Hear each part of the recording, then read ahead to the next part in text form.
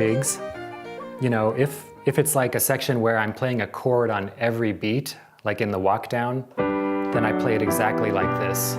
Just chunk, chunk, chunk, chunk, chunk. But on those chords where they last more than one beat, I don't just let those sit there. In between, I do some arpeggiation.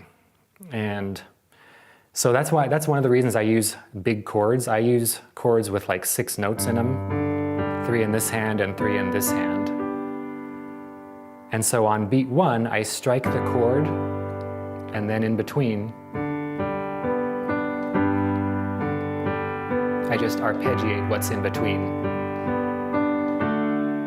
Feel free to slow this down and look at it.